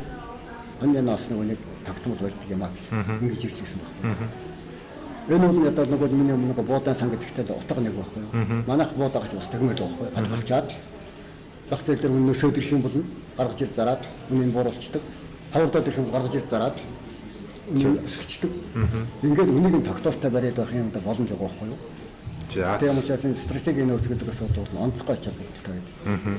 Тэгээ одоо бол нэг хөвгтөр тэр одоо хоньны ноос хямдраад ирэхдээ бордоо хийж байгаа юм байлээ. Бордоо хийж байгаа, барилгын дулаалгын материал хийж байгаа улсууд надад уулзж байсан. Тэгээ хоньны ноос их олон үйлдвэрүүд байгаа шүү дээ. Хоньны ноос барилгын дулаалгын материал хийдэг. Их олон компаниуд байна. Хүчин чадлыг нь би дээрүүд бас нэг судалгаа хийж үзэж байсан гэсэн чинь манай бүх гарч байгаа ноосоос 2 дахин илүү хүчин чадалтай үйлдвэрүүд юм шиг. Тэр барилгын дулаалга хийж байгаа нөхдөд. Бид одоо ерөнхийдөө бас нэлээд ярьлаа. Нөгөө сэдвийнхаа хүрээнд бас нэлээд мэдээлэл өглөө гэж бодсон. Миний танаас асуугаагүй дутуу олгогдсон байгаа зүйлс байна уу? Тэг зүгээр одоо биднээс одоо нэг төрөнд ярьж байгаа одоо дутуу орхисон юм байгаа нь тэр юу тайлбар хэлтгэлэнч сангийнхаа хүрээнд буудаан сангийн асуудлыг одоо авч ярьж гэсэн нэг асуудал байна. Түнснийхээ нөөцийг одоо тодорхой хэмжээний нөөцтэй болох хэрэгтэй асуудал байна. Тэгээ өөр нэг асуудал яг хөвгтөрийн төмөн сүнсийн ногоон хувьд бидэнд нэг бэрхшээл байна. Ерөөсө жилдээ ганц удаа орох цаавдаг биднээс. Би саргансаар тураагаад дуусчдаг. Хадгалах хэрэгтэй ч одоо би хадгалж болно. Одоо дараалын ч юм уу яваар хадгалчих болно. Надад мөнгө хэрэгтэй байна. Бүгд маань сургууль орох гэж байна. Өглөөхөө бэлтгэлээ би хангамаар мөнгө хэрэгтэй. Авдаг газар. Дандаа нөгөө ченж гэдэг юм дамжаад хямдхан үнээр байна. Нөгөө ченжүүд нь чираад өөрийн зориултын агуулга байхгүй. Бид ченжд би амд өгдөө ченжүүдтэй уулзсан. Чи яах дээр одоо юу гэдэг 100 төгрөгөөр аваад 300 төгрөгөөр зарж өгөх юм. 3 дахин үнэтэй байна шүү дээ. Ченжүүд үнэ хэлж. Үнэ. Би 3 дахин өсгөж зарсан үнэ. Гэхдээ би яагаад 3 дахин өсгсөн гэдгийг хэлье. Нэгдүгээр танаа ногоож дүүргэж байгаа ногоо болно. ялгад дугаарлаагүй. Угаад цэвэрлээгүй. Ялдарч муудсан юм ихтэй. Би бол change болохоос одоо гэдэг том компани биштэй шалгаж юу заавдаг юм биш. Шуудаа гон тоож авдаг болохоос асгаад өвчтэйг ялгаад авч чаддаггүй гэдэг. 10 шуудаа төмөр 3 шуудаа байцаагаад авдаг гэдэг. Хайдлын их байна нэгдүгürt. Хоёр дахь нь ихтэй надад зориултын агуулга байхгүй. Нэг жоохон айлын савлаад чигчдэг хэмдэр нэг хэсэг нь ялдарч муудаад нэг хэсэг нь хөлддөг. Тэр бүгдийнхээ алдагдлыг би нэмээд өөрийнхөө ашгийг нэмээд би зарахтаа 3 дахиж байгаа. Тэр үнэхээр ямар ч алдагдлыг байхгүй 3 дахиж зарсан бол би үхснээ хийж юм шороотой төмс ногоотой зуурдаж явах юм. Би нөгөө GPO надад 3 давхраад хаусаа бариулаад гадаад дугаалаад явж байгаа юм шүү дээ. Тэ. Тэгэхээр миний хувьд олж байгаа ашиг бол тийм өндөр биш. Хоёр шалтгаан хорогдлогтой. Хоёрдугаар нь надад зориултын агуулга зориулсан. Эмээс болоод change гэдэг бид муу нэрийг зүүж байгаа болохоос биш би тэгж айхтар ашиг олцоод байгаа юм биш шүү. Яг үнэ. Тэгэхээр бидээс ямар гарц хайж өгнө хөхтэй одоо нэг бөөний худалдааны ийм агуулгатай болёо. Намайг яамд байхад одоо улсын их хурлын гишүүн оюун үнтер одоо намайг та уудаж байсан. Хөөе даваад байгаа та одоо буудаан талхтай 50 60 70 80 мянган төгрөгийн урамшуул олгоод байдаг. Тавран буудаанд. Ордын үлдэртний илүүсэн буудаанд. Төмс ногонд яагаад болгодог? Яагаад та нар гадуурхаад байгаа юм? Яагаад ялгуурлаад байгаа юм? Үндсэн хууль нь зөрчиж байна шүү дээ та. Тэгэхээр биднээс өгтөө гурилын үйлдвэрт тушаасан буудаанд хөнгөлт болгож гэн учир нь өгтөө гурилын үйлдвэр авсан падаантай. Нэгдүгээр, хоёрдугаар гурилын будаага хүлээж аваад тариалж мөнгө төлсөн баримттай. Гурав дахь нь тэр будаагаараа гурил хийгээд заргахдаа зарсан гурилнаас татвар төлсөн баримттай. Гэхдээ гурилын үйлдвэр хот хийж чадахгүй шүү. Дээрүүд бас юм яриа гарсан. Гурилын үйлдвэр хот хэлээ танилуудтайгаа яваад бууданаас газ юу вэ? Буудаан урамшуул хавааж авдаг юм гэж. Тийм байх боломжгүй. Ягаад гэвэл чи надад 1000 тонн будаа авсан. Тийм ээ? 1000 тонн будааны хувийг танаа гурилын үйлдвэр надад төлсөн баримт байна уу? Байна. Тийм ээ? За 1000 тонн будаагаар 750 тонн гурилын үйлдвэрлэлээ зарсан баримт байна уу? Байна. Тэгэхээр чи хотл баримт чи ямар ч арга. Ямар ч.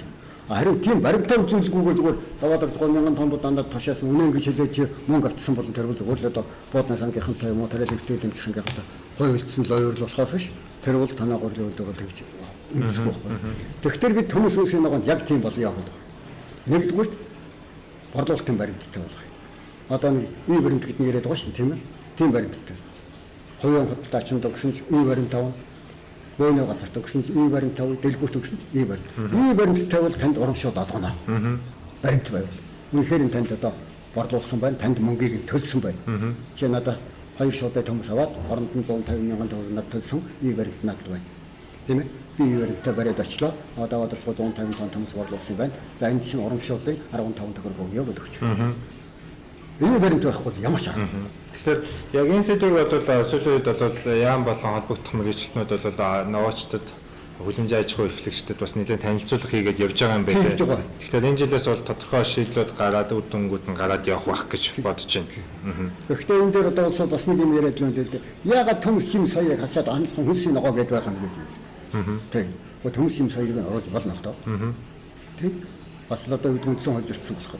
Үнээр гадаад хожих. Төмс тардаг бол агчин чиг юм ааши. Тийм ээ.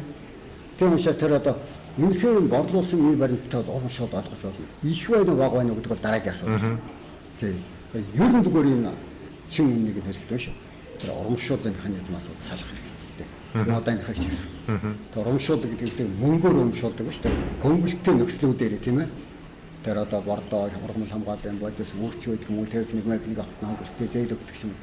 Хэдэн жилийн өмнө би Германд явж байгаад одоо хүмүүстэй ярьж байхад германууд ярьж байсан шүү дээ. Манайх тракт автуулна би өөрөөсөө мөнгө үндсэндээ гаргадаггүй шүү дээ. Тийм. Улсаас надад 50% нөгдөг. Үлдсэн 50% нь би Аржины банк мөн хошоонс зээлээр авчихсан. Тэс миний хармаанд тагж одоо тийм үнэтэй тракт авах мөнгө байхгүй. Тэгээд нөгөө лизингийн зээлээр авчдаг. Тэгээд цувуулаад төлчихдөг юм уу? Үлдсэн 50% гэж ярьж байна шүү. Манайх ягаад тийм болох вэ? 50% нь улсдаа болиё. 20% даа. Тийм.